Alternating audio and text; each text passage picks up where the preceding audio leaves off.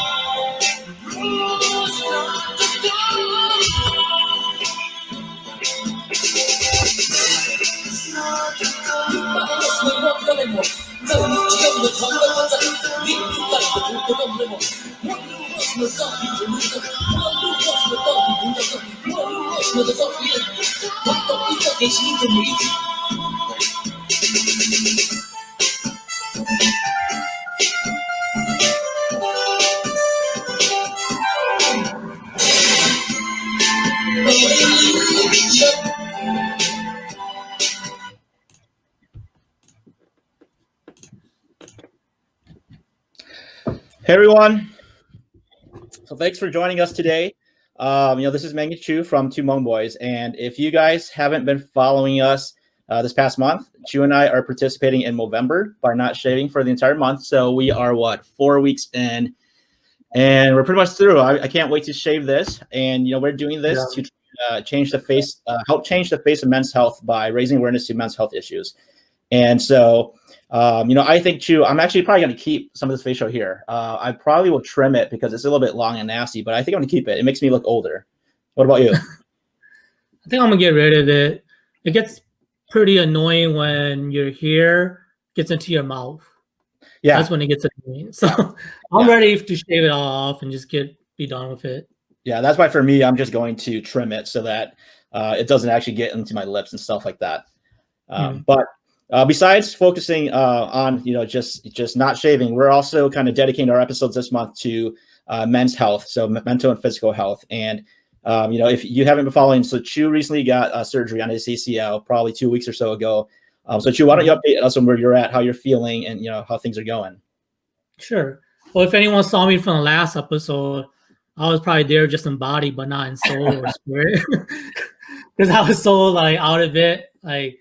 I was on so much pain meds, and I can't I couldn't even focus, But this week, it's been about a week now since then, and I feel great. I feel a lot better. My pain level on my knee has gone down close to a 2 or 3. I am still taking pain medicine to help with the pain, so that does help that a lot. My actual mental health is actually a lot higher, better this week too. Since I'm not in all that pain and constantly no rest or anything. I can totally tell you've got a lot more energy now than you did last week. You like you said, you were pretty dead and probably just here in body, but not in spirit.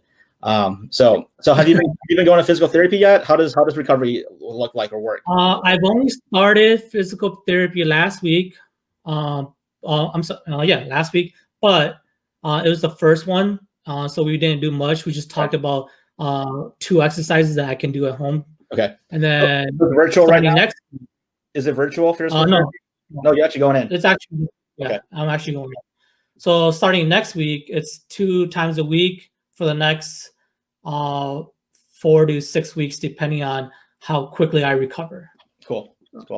Well, hey, thanks for updating us on that. Glad you're getting better and your mental health is improving. We'll have to update when you come on the other side where your knee feels good to really see like where your quality of life is. And so, as for today's episode, Chu and I, we want to explore, 2 things that we're not very knowledgeable about, and how it can help our mental and physical health, which is meditation and hypnosis. And to do that, I think this is a very interesting topic. So we appreciate if you guys are able to share with your group of friends to help us learn and join the discussion with us. And to help us lead us through this discussion, we're excited to bring on a guest, Aya Tao. Aya has professionally led meditation groups for the last 5 years. And he's also trained in hypnotherapy. And, he's also a certified master hypnotist. I don't know what that means. Hopefully AI can tell us what that really means. I think it's cool to have master in the name. And he also has been working in hypnotherapy for the last year. So, we're excited to bring you on. Welcome to the show, Aya. Hey, how's it going, guys? Good. Welcome. So why don't you tell us what this master master hypnotist, I think the name is master. I think is a little deceiving, but there's 2 designations that we can have from our school. One is certified master hypnotist, which in essence means that we've completed over like 300 hours of education and 100 hours of client hours. Mm-hmm. Then the designation I'm trying to get to is certified hypnotherapist, which means that I've done over 200 hours of client face-to-face hours. You're not black belt level yet, then, is what you mean? No, what? You're not a black belt level hypnotist yet. Not a first dan yet. No, not yet. Yeah.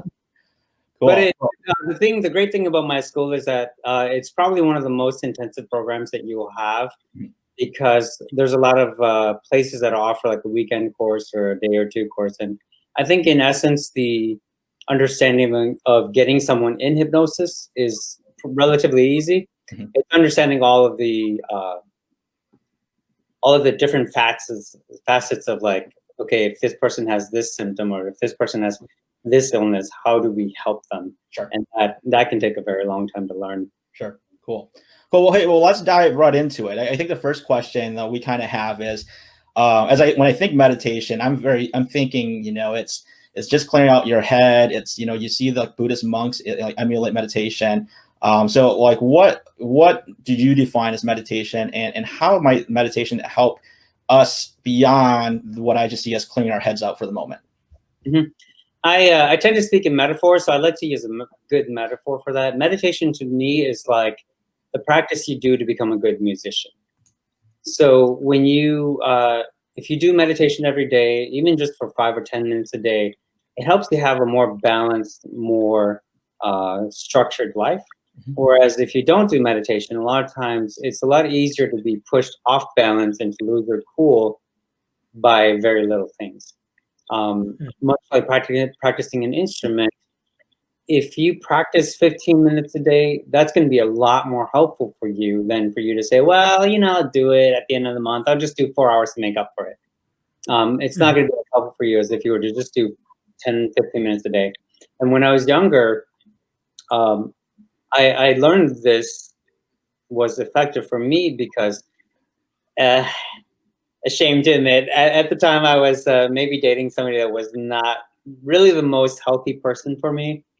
And so we always constantly rubbed each other the wrong way. And in doing so, I felt very off balance. My temper was very short. My family can probably confess to this, but I was like very easily angered and very easily triggered.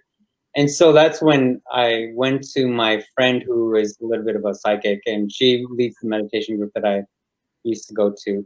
And she suggested I do more meditation. And then when I did that, I started doing 15 minutes every morning.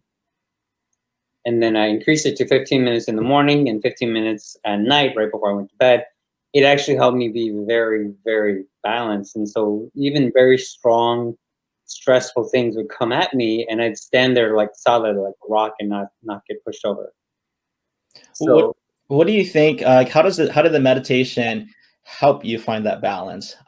Yeah. Is it just because like you're in a better psychological state because you've taken the time to do the meditation, or is the meditation just a reminder you're telling your brain to, hey, like if stuff comes at me today, don't worry about it? Like how does it actually like help you achieve that outcome? It could probably be both, actually. But if you take like a table and you put a ton of stuff on top of it, you keep dumping stuff on top of it, what eventually happens to the things on top of the table? Let's roll off. Just quit. Falls off, right? And that's when things fall off. But with meditation, what you do is you kind of take all the stuff off the table, you clear it off in a healthy way, and then you have an empty table for which to do your work. Okay. So in essence, a lot of times what most people think meditation is really clearing of your mind and clearing of the thoughts that trouble your mind. And meditation has really evolved to a lot of different forms, from a sitting meditation to things like qigong, where like you're moving and you're sending energy in different parts of your body. But originally it was just, sitting and being at peace and connecting with nature and with the universe and seeing how huge the universe is compared to the problems that we have. And when you have that perspective, you realize that the things that are troubling you aren't as powerful as how huge the universe is. Interesting. And so do you think there's that obviously has a tie-in to mental health? Do you think there's a tie-in to physical health as well with or meditation, how that might assist to help that? It definitely does. There's been studies. They find that with meditation or regular practice, you can sleep a lot better at night and sleep a lot deeper too, because your mind is at a much more restful state. It reduces aging. So as we can see, Shu needs to do a little bit more meditation. It improves brain function. It helps reduce physical pain. It also can increase your immune system to fight off diseases. It reduces the release of cortisol. And if people who don't know what cortisol is, it's a hormone that makes you retain weight, and it's a stress hormone. So every time you're stressed out, your body releases it. But when it's released, you're retaining a lot of weight. So it makes you, and if you think about it, like when you were in college, you had that nice fit college body, and it was real easy to lose weight, and you just play a football game here and there and you'd still be in good shape. And then you get out of college and all of a sudden you're putting on all this, midsection weight, and you don't really know why, but it's because the level of stress that you now have working 8 hours a day versus, going to class is completely different. And that has to do partly with the fact that you're releasing a lot of cortisol from the stress. Lastly, it also increases or decreases your chances of contracting heart disease because your heart is not working as hard due to a lot less stress. So there's a lot of other, those are just some real basic ones. There's a lot of other physical benefits that come along with consistent meditation practice. Yeah. Cool. Okay. So should we, what you should, do you want to do a meditation to help us understand like how we can do meditation? And let's do that. I just want to say a few extra things about meditation. A lot of times, like we tend to focus so much on the outside, like we'll wash our face, we'll take a shower, we'll put on clothes, but we don't take that shower on the inside. And meditation can be that shower that you take on the inside that kind of washes away all the dirt, all the emotions, leftover emotions, etc., and allows you to cleanse yourself from the inside. Also, there are some tools that you can also use. They're not necessary, but they do help deepen the experience. People can also use incense, candles, aromatherapy, crystals. Those are all items that people have used to intensify the experience. I remember I bought a piece of this crystal that had been fused with earth elements and also a meteorite that hit the earth like thousands of years ago, and I can't think of it right now. But I held it in my hand and I just started astral projecting like deep into space, So different crystals have different properties and they can amplify your meditation in different ways. So yeah, so if you want to start the music.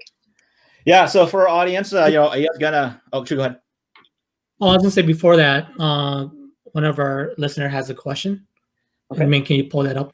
Yeah, so she said there's some meditation that I'll pull up here. Yeah, There's some meditation that are guided, but as I understand it, sometimes people do them silently as well. Which is better?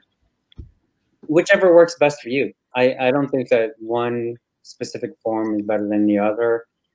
Some people, they need that guided meditation because they might feel that their racing thoughts are too overwhelming and so they can't focus. And others, they have gotten to a point where they say, I don't need somebody to talk me through it. I just want to be alone with my thoughts.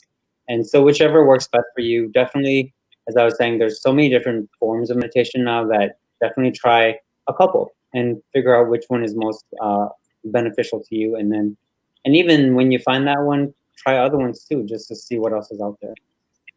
Cool. All right, so let's go. I'm gonna throw on the music, like you said. I'm gonna mute myself and I'll mute you, Chu. We'll let you be the voice here. I'm just gonna get closer to my mic for you guys here. And Meng, when you muted yourself, the music died. Okay, then I won't mute myself. Right. You just have to be very quiet. Should we close our eyes? You guide us, okay? I'll guide you through it. So go ahead, close your eyes. Breathe in very deep and rhythmically. Breathing in 1, 2, 3, 4. Breathe out. 1, 2, 3, 4. As you breathe in, you're smelling the beautiful flowers. And as you breathe out, you're in through your nose. In 1, 2, 4. 1, 2, 3, 4, 5. Continue to breathe at this pace on your own. As you breathe, just imagine for a moment the image or wherever heaven may be for you, or whoever may live in heaven. As your purpose or meditation.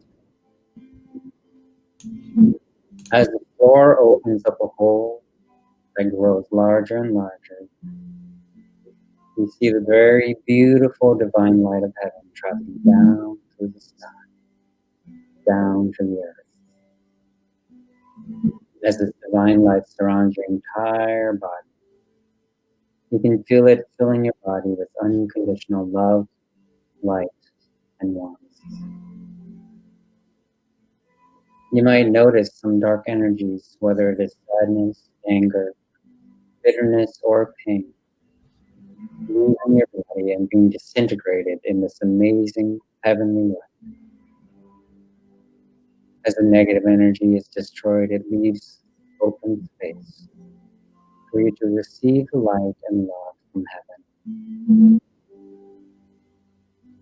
As you take a moment to scan your body and release any negative thoughts and feelings in your body, allow this heavenly light to heal you and fill you with love.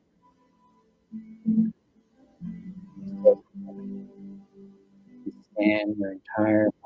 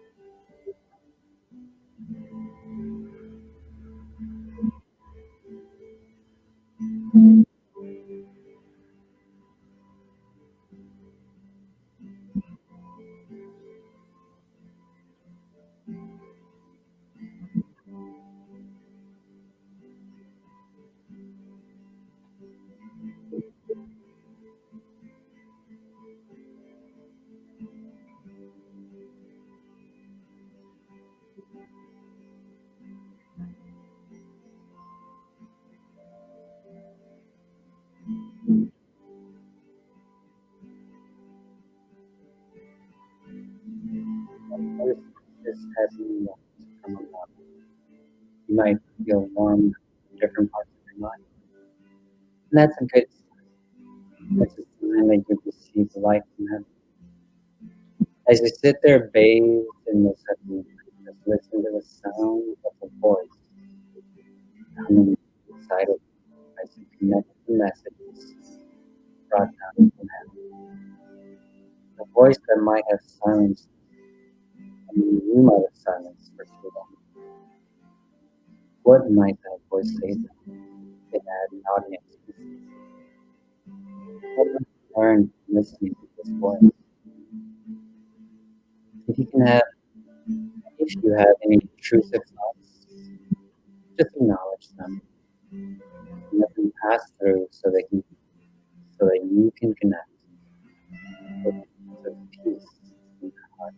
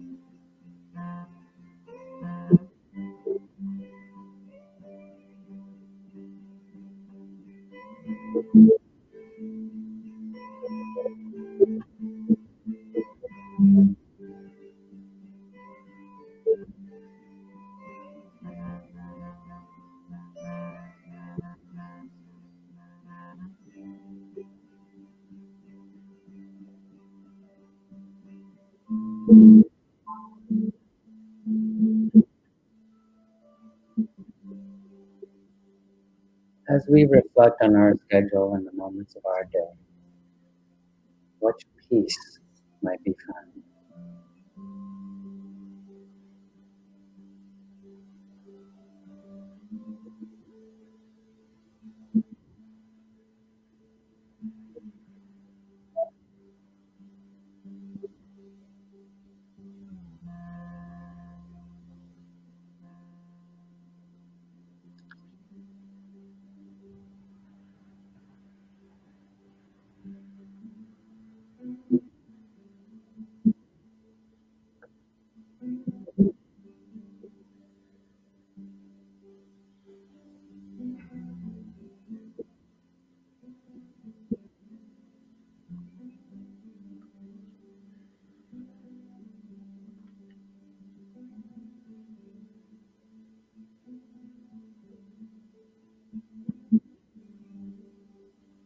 As we return to our state of awareness, we will remember to take these lessons that we have learned so we can apply them to our day. Return to your bodies, open eyes.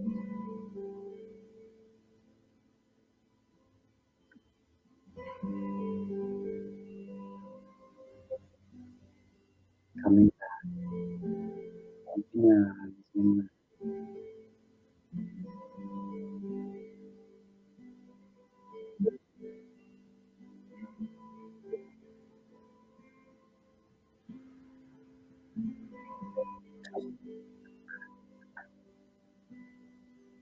open your eyes.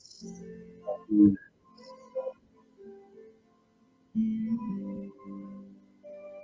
Yep.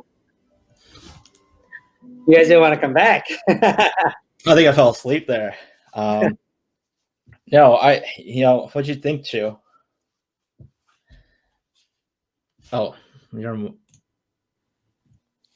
Oh, I think I might be better at the meditation because like it's really hard for me to follow directions because you were talking about like imagining like your feelings, or your emotions. I was like, it was really hard for me to do. But Yeah, that's just, I like, actually maybe a think I like the personal guided level. meditation because I think for me that what I noticed is like it helps me forget about the other stuff that's going on and to just listen to somebody tell you, and then it's very simple to just follow directions at that point. And I can see I can see where like your analogy of clearing the table of like, I think that moment, while once you come back, it's not like that stuff disappears, but it's almost like it's a reset, like the stress has put on the table, you clear that off with the meditation, it still comes on, but at least the table's cleared instead of it building on. So I can definitely see that, when I'm stressed or, kind of, when things are bugging me, to just take a moment to reset. And I think I can see how that helps. So it just doesn't continually build up. Yeah, and just think that's only a 5 minute, which we normally don't do that short of a meditation, but within just that 5 minutes, how it can really change how you feel. And typically when we do that sort of meditation, we give you guys like a much longer time to just really get into that feeling and into that experience. Because sometimes for some people it happens automatically. For others, it might take 5 or 10 minutes before that vision comes, and you're like, oh, okay, now I'm getting into this. Okay, so that's part of the reason why giving yourself more time helps a lot. I mean, I was really good at clearing my mind. Like my mind was totally blank. Like half the time my mind was just blank. I was trying to follow directions, but I was like it was hard to do. So I was like clear everything off the table. Yeah, and some of the myths is that like some people think, you have to have the cosmic mudra, or you have to be in the lotus position, or you have to do a certain thing. And no, there's no really right or wrong way of doing it. As long as you're finding the peace and the relaxation that comes with it, I think at the end you're doing something. Cool. Well, hey, so let's get to our second topic. The one I'm excited to hear about here is hypnosis. And so, I think I don't know a lot of hypnosis. What we generally see, or I know from hypnosis, is what I see on TV, right? Stage hypnosis, it's circus hypnosis, if we want to call it that. Yeah. And so I know it's also practiced or used as a form to help with mental health. So like, talk us through that. Like help us understand like what hypnosis can do for your mental health. Sure. Just real quick about the myths. A lot of times people, their first experience with hypnosis is either seeing it as a stage show at a college, or movies like Get Out, where you see them get hypnotized and they're doing horrendous things against their will. And the truth of the matter is that people come for hypnotherapy not to lose control of themselves, but to actually get more control over their mind. So what happens is that there's a saying about how we only use 10% of our brain. That 10% in the hypnotherapist world is your conscious mind. And the other 90% is going to be your subconscious mind. Your subconscious mind tends to want to stay in a state of homeostasis. So what does this mean? It means it doesn't like change. So if for your whole life you've grown up thinking, well, food is great and I love eating as much food as possible. And, I don't know about you guys, but like my parents, they were like, if you're not full, keep eating. Keep eating till you're full. And so then you create this whole habit of eating so much that you become overweight, and they keep feeding you because they're like, this is my way of showing you love. And so you associate love with food. And so if you're loving, you're eating, and you're eating and you're loving. And so then you create all of these subconscious habits, thoughts, and patterns that may or may not be helpful to you. What we do in hypnosis is that hypnosis is really an induced state where you have, it's altered, but it's induced state of consciousness where a person becomes very highly suggestible. And when the hypnotist gives you suggestions, your resistance tends to go lower. And also because in our mind, we also have a filter called the critical mind, and anything that does not align with what we have already learned gets rejected. And that's why it's really difficult to make changes. If you're an alcoholic and you're trying to say, well, I don't want to drink anymore, or if you're obese and you want to say, I don't want to overeat anymore, your critical mind is going to say, well, that doesn't align with everything else that's underneath here. So I'm sorry, but that doesn't work. So then it rejects it, and then you go back to your old patterns.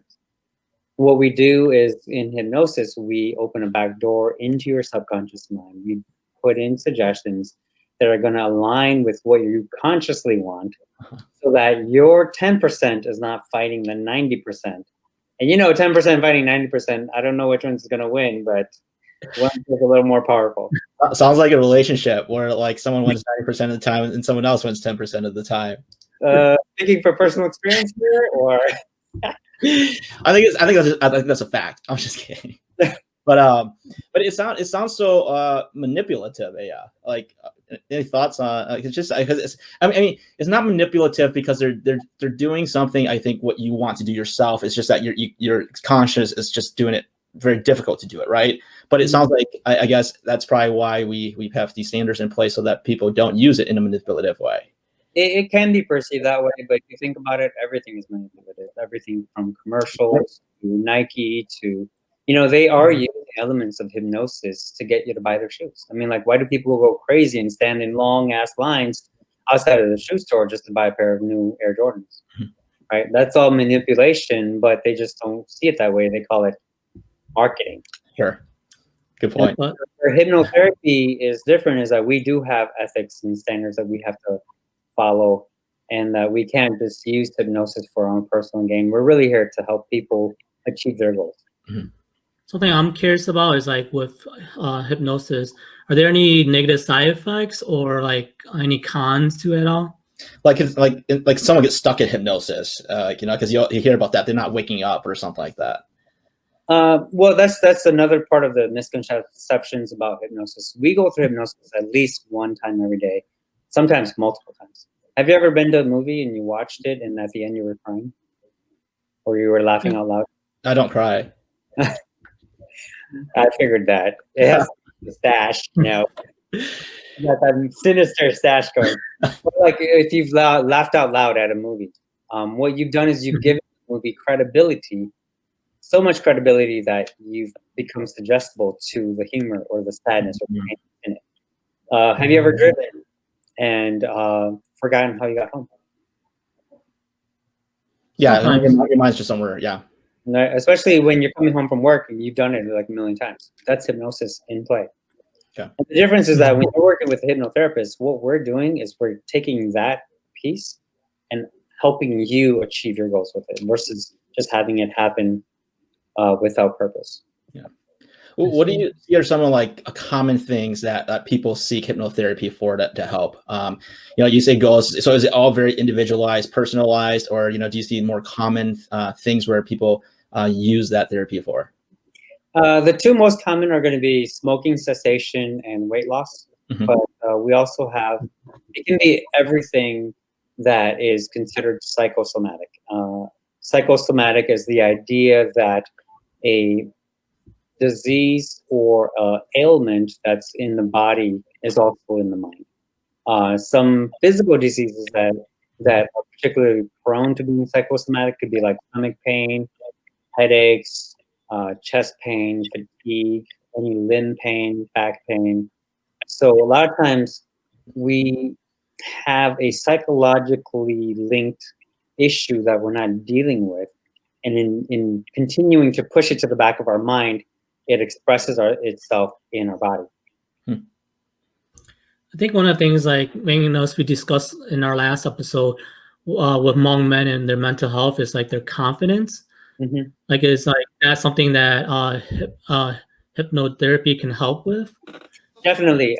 We find that also like a huge majority of the issues that clients go through are stemmed in some level of confidence. And so if there's nothing we can do in the first session, it's always recommended do a confidence builder. Give them more confidence because that always helps. Even somebody who's very confident could help from having more confidence. And so definitely, but I mean, as we talked about it off air, it can also sometimes stem from development stages as we're growing up. Maybe there was a stage within their psychological development that was not achieved or was passed because of the way that it got up. How would you address the confidence? Are you? Is it just like, hey, you get into their subconscious and say, be more confident, or like, how does that actually look like in practice with short of doing something like that? You could do that if you just tell them to be more confident. They could be more confident. What I find is that it's not a lasting change because it's just like if you're in your garden and you're trying to get rid of the weeds and you're just cutting the tops of the weeds off. If you don't take the root out, a lot of times it'll just regrow. Mm-hmm. So what we do is we look at the deeper issues that affect their confidence. What is it that caused their confidence? And if we can root that out and get rid of it, then the confidence issues tends to not return as much. And maybe like I want to like paint this portrait. Like let's say my confidence is linked to being overweight or the way I look. How do you untangle that with hypnosis? Like like how would you think about untangling that with hypnosis? Like is it try to reframe my mind to say your self-value and confidence should not be tied to the way you look, or how does that work, do you think, in practice? Reframing tends to be more cognitive behavioral therapy, which is like you're taking something and leaving it where it is, but turning it to a different side so it doesn't look as ugly. Like say, for example, we're going to look at the backside of Chu's head instead of his face, right? So, but the fact of the matter is Chu's still there. Mm-hmm. So what we do is that if Chu, hypothetically, when you guys were growing up, Chu harassed you, treated you like crap, and made you feel like you were worthless. Okay. Chu being here still would cause you to feel self-conscious. What we do is we take Chu and push him out of the room so he's no longer here, and so you can feel confident in speaking however you want. And we know Chu's not that bad of a person. We know he's a great guy. Oh, just as an example. No, but that's actually what happened. Yeah. I sense that from the meditation. Sent that message to me through the divine light. The other thing too, though, is that with hypnosis, it's not just about fixing the past. We can also help you with your future. Okay. And so in our brains, we have this thing called the reticular activating system, and when it is turned on, our eyes become fixated at things that it's turned on to. One example of this is when I first bought my red Lexus IS 300. I was like, first of all, I didn't even know an IS 300 existed. Secondly, I didn't think anybody else had it. I was like, man, I'm so cool because I got the only red Lexus IS 300 in all of the 5-state area. And then I started driving it around. I'm like, there's a red IS 300. There's a red IS 300. That's IS 300. It's not red, but it's the IS 300. And so what it does is that when we attune your brain to seeing the opportunities that in the field, sometimes we are oblivious to these things that are constantly throwing themselves at us. But when our brain becomes attuned to it, we see all these opportunities in front of us. We're able to take advantage of them to get to the place we want to go. Go ahead, Joe. I'm sorry. It just made me thinking, like that's a great example. Like for example, like most dudes, who don't have a girlfriend or don't have a wife, they've never been with anyone, they don't see all these opportunities. But once they get a girl, there's opportunities everywhere. This is like this is the reason why men cheat, because there's so many opportunities now that they actually have the confidence, they actually have the experience, and now they can see where the opportunities are. Wasn't Chris Rock that said men are only as faithful as their options? Yeah, exactly. Oh man, it's like, and speaking from my own experience, I mean, a friend of mine used to say, you cock block yourself. So, because we sometimes don't. You're exactly to your point, Chu. I was not seeing those opportunities of women throwing themselves at me, or what would be considered them. Other women would be like, "That girl's throwing herself at you. Why are you not saying anything?" I'm like, "She is? Really? I didn't know." So definitely when we can become attuned to that kind of thing, we can see it, pick it up, and then we can take advantage of it.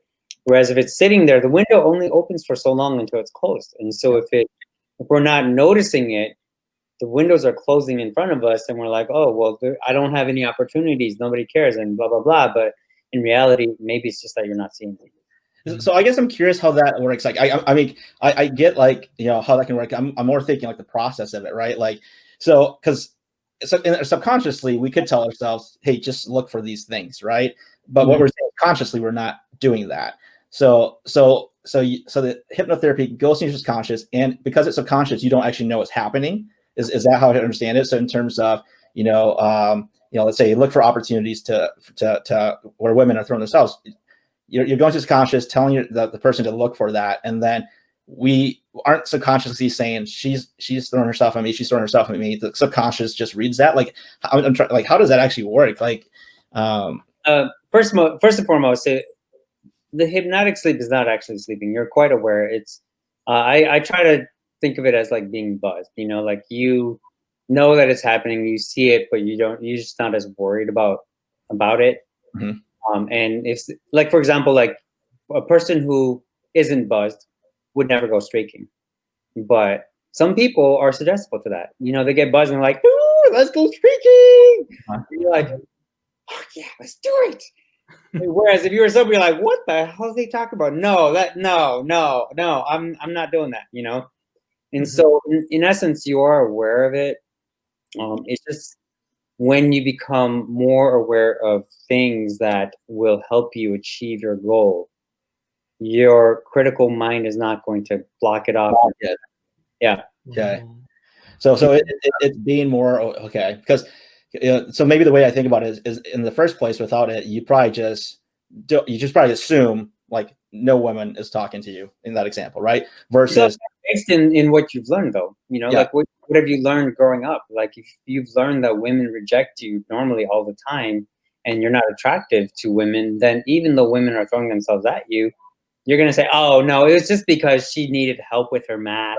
Sure. She was just a computer tech person. She wasn't trying to hit on me, right? And so then when you get past that, and you realize, well, this is going past getting computer help. If she's rubbing her, if she's brushing her hand accidentally on yours as you're touching the computer, or if she, you know, just out of the blue happens to have some lotion, like, oh, my hands are really dry.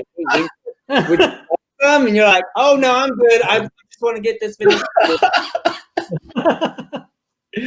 I'm not getting trouble here, guys. So these kind of things happen, and when your brain, and it goes back to that whole concept of homeostasis, and your brain wants to continue going the way it is. And so if you've already created an image in your brain of how you're not desirable, or how women don't flirt with you, anytime there's evidence that comes in that contradicts it, your critical mind will reject it and say, nope, that's not what it is. And then you don't see the opportunity. For true though, that's all actually true though. It's not just something he's created. Like that's the truth. Yeah. That's always. So I'm excited. So we are going to ask you to see if you could hypnotize us. Before we do that though, is there anything else on this topic that you think is important for us to know on what it can do, in terms of the health benefits of hypnosis? Okay, so health benefits wise, it's as we say, meditation is kind of like practicing your guitar. And you practice every day, you can get good at it. Hypnosis is like playing the concert. So we really only do it unless you have a need for it. You don't just go, oh, well, let's just go do some hypnosis today, just for the fun of it. Yeah. You're really looking for a purpose and a solution. So it's really more solution based. I do want to ask you, and I do want to challenge you, if you would be willing to do an exercise during hypnosis. I'm looking at you, Meng. Okay. What's your bitterness? You think I'm a bitter person? Huh? You think about it. You talking about the previous podcast? I'm just saying. Yeah, you're talking about something that's you're talking about in the previous podcast. I have some from a past experience. Sure. I would like some help with whatever I can get help with. All right, let's do this. Only if you feel it's necessary and if it's helpful. Yeah, it would be helpful. I mean, and we'll only do it if we have time at the end. Sure. Okay. Okay. So we're starting. You're going to start inducing it. Okay, so yeah, I'm setting up now. I'm getting a professional position in place. You said you want to be a little bit bigger now, right? Say that again. Want me a little bit bigger on the screen? Yes, if you could. Okay. And just so you guys know, it's very easy to come up out of hypnosis. To answer your question earlier, we go through it every single day, and really what you do is you can just fall right into sleep, and when you wake up, you'll be completely back to normal. Even before that, if you ever feel like it's too much, or if it's not something you really feel comfortable being in anymore, you can say your name, open your eyes, and you'll be out of hypnosis. Okay. So, though at the same time, do not be surprised when you find how much you might enjoy the hypnotic sleep, and how much you'll find that it can have some very positive things for you. Just make sure I don't say anything with a regret, okay? I'm not going to make you say anything you'll regret. Unless not. But there is a certain level of trust and confidence that has to come with it, and trust that I'm only going to do what I feel is going to be for your benefit. Okay. So now that you guys are sitting there, if I could have your right hand on your lap, and your left hand on the table. Okay. And then what I'm going to ask you to do is to take your hand, leaving the elbow on the table, taking your hand, coming up and touch your face like this. Okay, put it back down. Just one more time, come on back up. Okay, put it back down. That's very good. Okay, so now you're going to take a look at your hand and try to make the best picture of, no, leave your hand where it is. Leave your hand where it is. Look at your hand. Try to make the best picture of what your hand looks like on the desk. Make it so solid that you feel that when you close your eyes, you can actually hold the picture of your hand in your mind's eye. And when you've done that, let me know by returning your head to the camera and closing your eyes.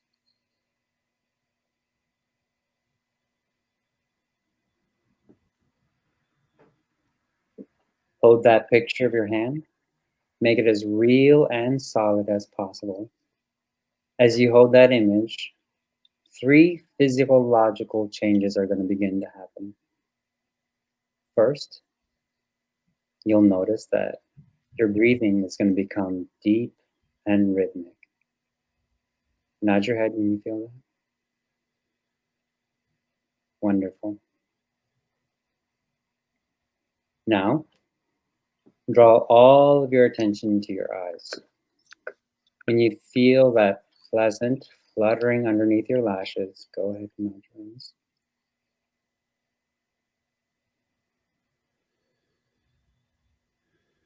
Thank you, Truth. Just focus on your eyes, Ming. When you feel that fluttering under your eyes, your eyelids fluttering, just give me a nod of your head. Wonderful. The next thing you'll notice as you draw your attention back to your left hand, the one that's on the desk, that right through your fingertips, the hand begins to feel very cool and very light.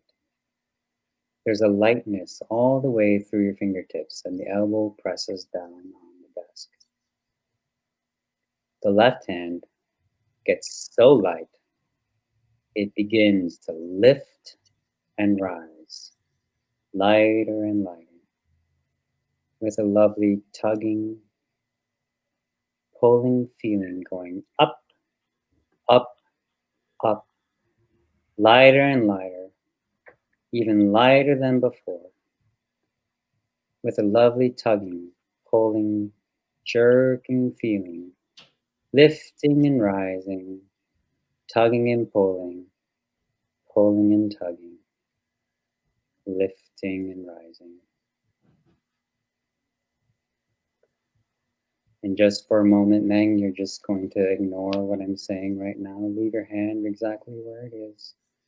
And Shu, just imagine the flavor of orange citrus on your tongue as your hand gets lighter and lighter, going up higher and higher. Maybe you'll hear the sound of silence, or maybe the image of money flashes as this powerful image of money gives you more power to lift and rise. Lift and rise as your hand gets lighter and lighter. Powered by the image of money, your arm gets lighter and lighter, tugging and pulling, pulling and tugging, lifting higher and higher, higher and higher, feeling lighter and lighter. Almost as if somebody had tied 100 helium air balloons to your hand, tugging and pulling it, going up higher and higher, higher and higher, lifting and rising, tugging and pulling. And Meng, now you're going to join us in this. As you feel this lovely magnetic pull between your hand and your head, and the hand and the head, and you're not quite sure if it's the hand coming closer to the head or the head coming closer to the hand with a tugging, lifting magnetic pull. When you feel that lovely tugging, pulling, lifting, rising sensation, you'll know that your subconscious mind is working perfectly, and you can use that same power that creates the rising, tugging, pulling, lifting power to become very successful in your hypnosis.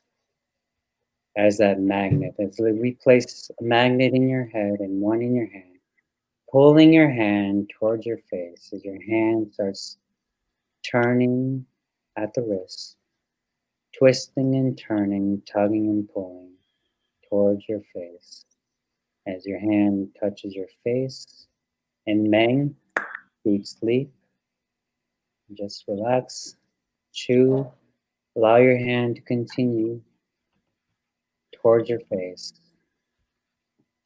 as the magnet pulls harder and harder, not really knowing if your face is moving closer to your hand or your hand moving closer to your face.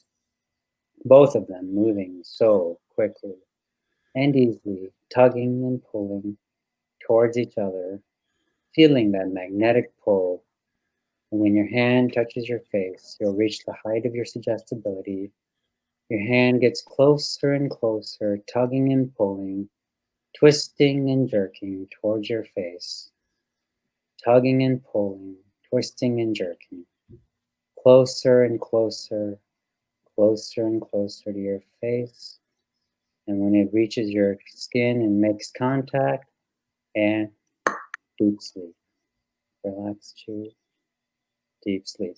Just for a moment, Chew, we're just going to imagine that magnet growing in power by 10,000 pounds, becoming so very strong, so strong that it becomes very difficult for you to remove your hand off your face. And the harder you try, the more difficult it becomes. The harder you try to take your hand off your face, the more difficult it becomes. You're not going to try yet, but when I tell you, you will try to remove your hand off your face.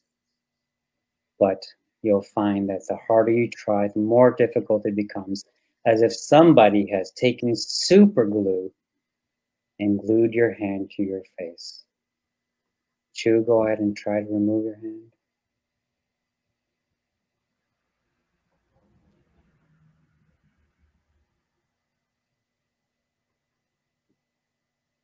Wonderful. Relax that, Chew. And now your hand is no longer glued. There are no more magnets in your hand or in your head. There's none for you either, Meng. And allow your hand, Chew, to just fall gently down into your lap. Become very relaxed and at peace. Allow your hand to just gently float down and relax.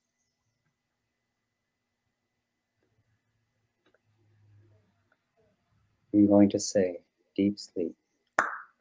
Each and every time I mention the words deep sleep to you for the purpose of hypnosis, with and only with your permission, you will quickly, calmly, and very easily enter this very deep state of hypnosis, or even deeper, and your physical body will relax completely.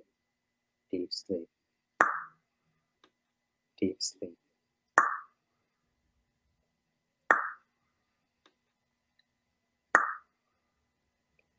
Studies suggest that we verbalize hesitations because we've been conditioned to fill the void, even when we don't have something to say. For example, use and ah to hold the conversation floor as we are planning what we're going to say next. The great news is that you can definitely turn this weakness into a strength by replacing these filler words with beautiful, meaningful pauses. Research also suggests that most conversational speech consists of medium, short, and long pauses. The greatest public speakers, such as Obama, MLK, Lincoln, often paused for 2 or 3 seconds or even longer. For many speakers, even the briefest pause can feel like an uncomfortable silence. That's because we tend to think faster than we speak. The average professional speaks at a rate of 150 words per minute, yet according to research from Missouri University, we think at 400 words per minute, maybe even 500 words, or 100 or 1,500 words per minute. Because of this discrepancy, when you're giving a speech, your perception of time is often distorted. And what feels like an eternity in your mind is actually just a few short seconds for the audience.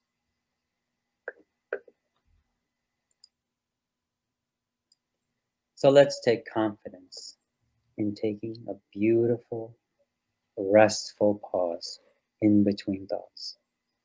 The audience isn't going to hold it against you if you did pause in the middle of your thought.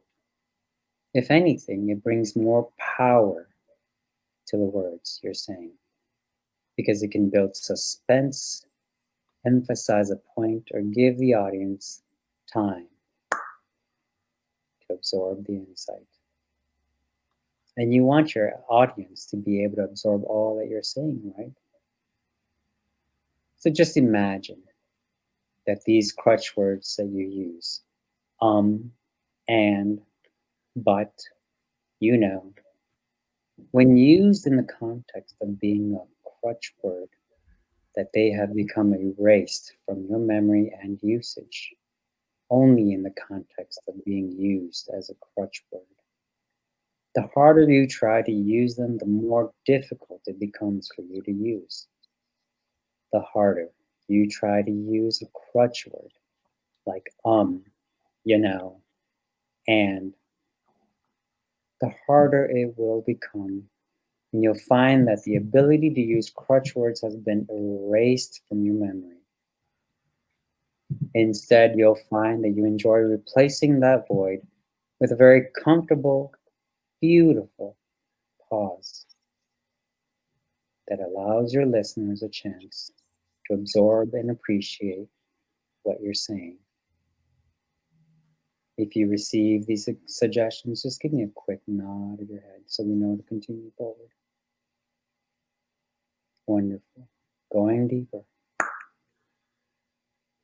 In a moment, I'm going to ask you to open your eyes. And when I ask you to open your eyes, I'm going to ask you to also speak of something that you're not very knowledgeable about, and to speak for about 1 minute without using these crutch words. Open your eyes. Meng, tell me about something that you're not really knowledgeable about, and speak for about 1 minute.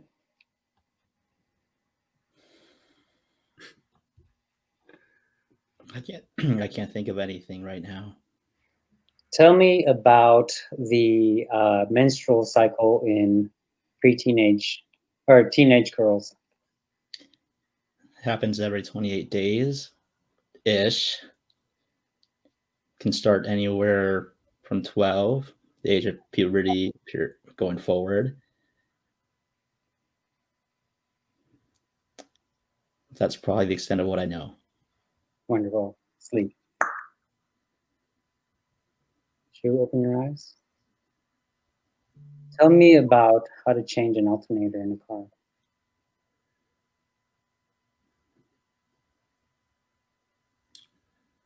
Well, there's a couple bolts in there that you have to loosen up. And then you have to take the alternator belt off. And then you have to loosen a couple more bolts. And then you should be able to take it off. Okay, wonderful. Sleep. Deep sleep. Each and every time I mention the words deep sleep to you for the purpose of hypnosis, with and only with your permission, you will quickly, calmly, and very easily slip into this very deep state of hypnosis, or even deeper, and your physical body will relax. Deep sleep. Deep sleep. Then I'm going to ask you just for 1 moment, for your benefit, to send all of the negative energy and bitterness, thoughts, pain, sadness that you may still feel about any past relationships that you might have into your right arm.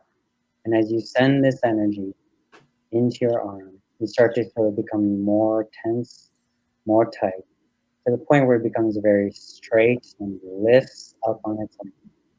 Send that energy completely into your right arm, not right arm, left arm. Relax your left arm.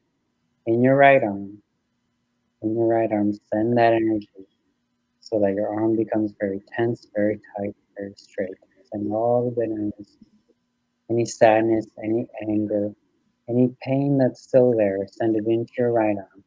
And as your right arm lifts up higher and higher, straighter and straighter, very, very straight, very straight, very straight. Tighten your arm, tighten your arm, tighten your arm, tighten your fist, make it very tight, very tight. Send all that energy, that negative, hurtful energy into your right arm. Send it all there. Don't leave any of it in your body. Don't leave any of it. Send it all there.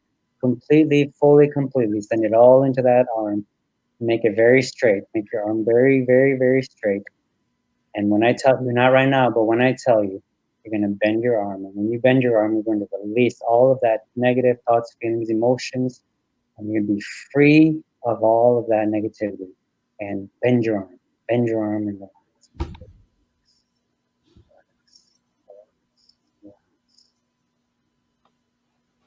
Wonderful. In a moment, I'm going to wake you both up out of the state of hypnosis, feeling very calm, relaxed, and very at peace. You may be out of hypnosis, but you will continue to allow these suggestions to grow, plant really deep roots, and grow and improve to the point where you will no longer have to think about them. You'll be able to speak without having to use crutch words. I will reverse the count now from 0 to 5, and with each count, you begin to feel more alert, more awake, with a positive sense of well-being, as if you've just slept for 12 hours, feeling very rejuvenated, feeling very relaxed, very re-energized. We're always going to go deeper. Exhale. But now let's shut that door to your subconscious mind and block out all negative suggestions. You're now blocked from all negative suggestions. Instead, we'll only allow positive, uplifting, life-changing, wonderful suggestions that make your life even more beautiful than it is now. At 1, slowly and calmly coming up out of the state of hypnosis. 2, becoming physically aware, mentally alert. 3, coming up even higher now. 4, eyes beginning to open. And 5, eyes open, wide awake. 1, 2, 3, 4, 5, eyes open, wide awake. There you go, guys.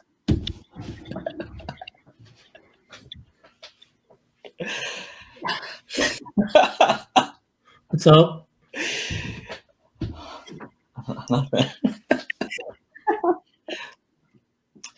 Like, So what do you think, Ming?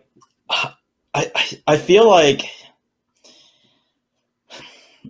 I knew what I was doing, right? Like, I mean, is this supposed to, here, let me explain the feeling. You let me know if that's how I should be feeling, right? Like, I don't feel like I was like completely zoned out and you're just telling me to do things. Like, I feel like I knew you were talking to me. I knew I was listening to you. But I was not like consciously doing. So I have to go back and look at the tape because I'm like, I don't think I was consciously doing that. So like, is that how it should feel? Like you're so aware and you're suggestible and you kind of, that's what happens? Yeah, that's where everybody thinks that when they go into hypnosis, they're like, you know, and they're doing right. No, you're actually still very aware. And so your conscious mind doesn't turn off, but it's your subconscious that is allowing a lot of these things to happen.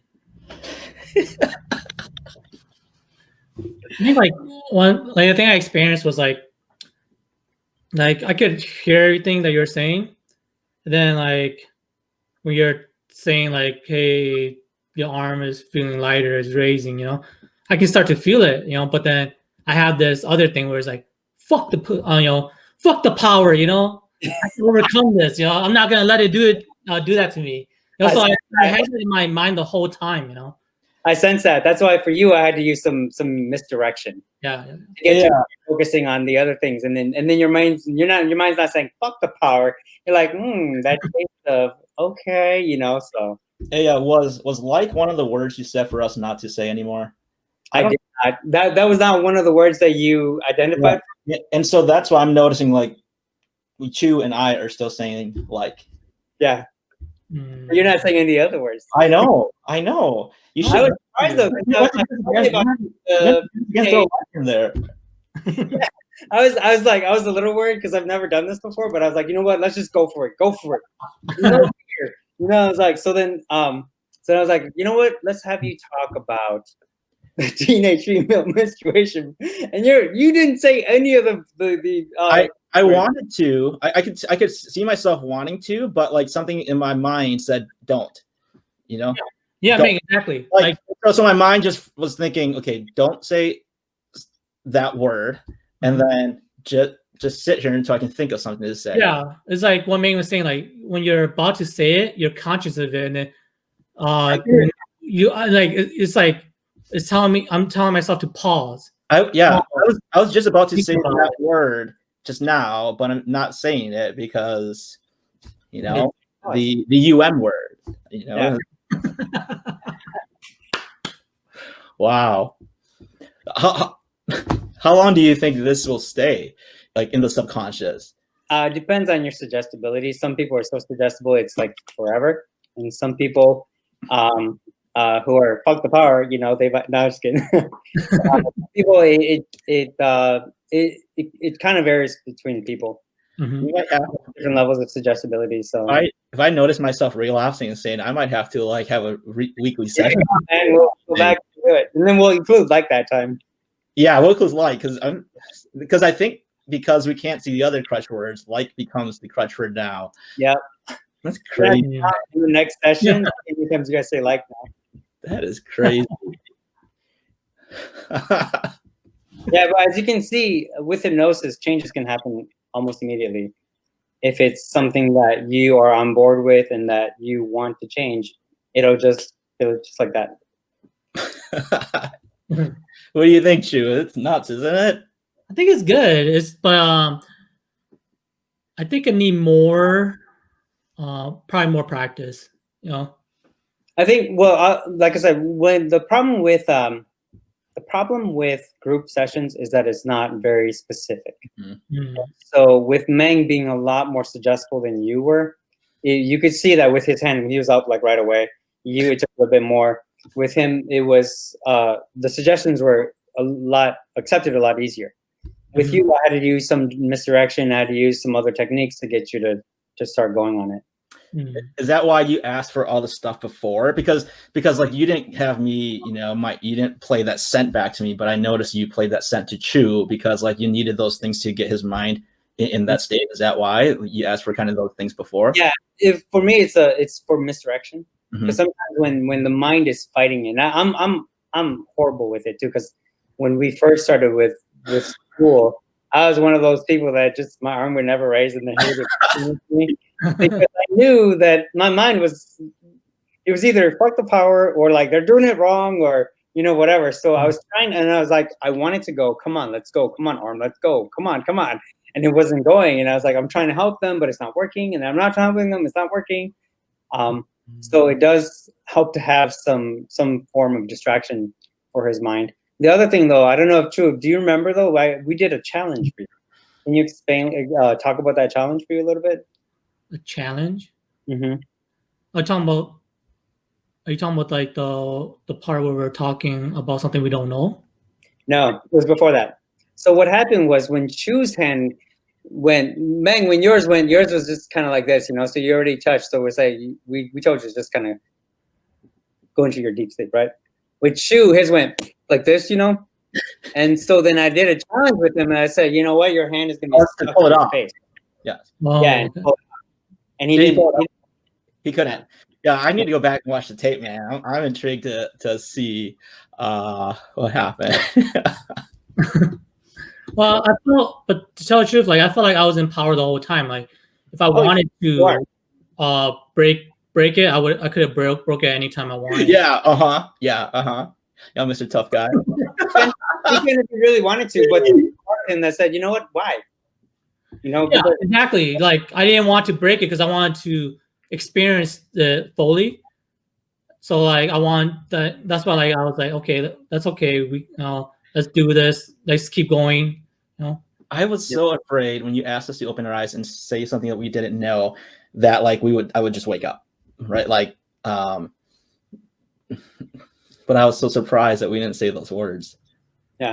And that's why, like, as hypnotists, we also have to be very careful when we wake them up out of hypnosis, if they truly are awake, because sometimes people, especially if we meet them in person, they might be half in hypnosis and they'll be like diving and they'll be like, you know, so we always have to make sure that they're awake. Well, here's how we test too. Bark like a dog. Right. Okay, he's out of hypnosis now. He would be out of hypnosis. Yeah, I agree with you, Lorfi. He's talking like he had control over everything now because he's out of it. But I bet when we go back and look, no, I'm sorry. That's not what I meant. I meant like even when you're in hypnosis, like you don't feel like you lost the power. Right. Like you're still over your body, right. And you still have feel like you have the power to break it anytime you want. You know, it's not like you're like someone's controlling you. Yeah. So yeah, the thing that goes along what we were saying about myths about hypnosis, that I have no power over you. Really, I'm a shepherd leading you to where the water is. And if you choose to run the other way, that's really going to be up to you, and you can totally do that if you want to. This makes Inception just so real, and everything behind it. Stupid. But no, yeah, thanks. This is great. I've got a long list of things I need to improve that I might be calling you up for. Yeah, right now I'm still taking pro bono, so that's gonna be a different story.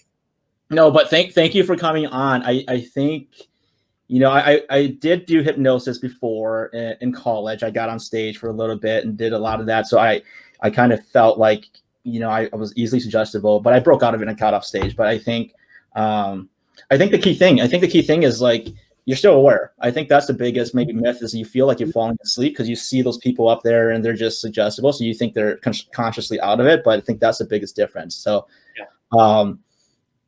I just said it. Maybe I'm falling. Maybe you need to redo it for me. Anyway, but thanks for coming on. I think this was great. Thanks for taking us through the session. Thanks for kind of educating us on this a little bit. And I don't know if you got anything else you want to add. I just want to say thank you, and it was really fun. Yeah, it's been a pleasure. It was definitely a very fun session. If anybody is interested in more information, my website is hypno-elevate.com. You can reach me through there or either through Facebook as well. Right now, like I was saying, I'm primarily focusing on doing pro bono work. Mm-hmm. So if you are looking to seek for some remedy with some issue that you have, feel free to reach out to me and we can discuss. What did you say it was again? Yeah, hypnoelevate.com. Yep. I hope I spelled that right. I'll send it to you in the chat. Okay. Okay. We'll take that off here.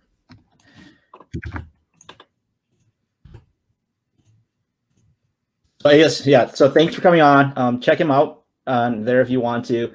And I think it's a good experience to at least try it once, I think. Yeah, definitely. And if there are some things that we will need if you are coming in and need some help with, if you have things that have some sort of medical or psychological etiology, we may need to have you go to a doctor or a psychologist to get a referral. But a lot of things that we work with can alleviate a lot of issues that you have. Cool. All right, well, everyone, thank you all for tuning in. You guys enjoyed that. Thank you for watching. Appreciate it. Thanks, everyone. Take care.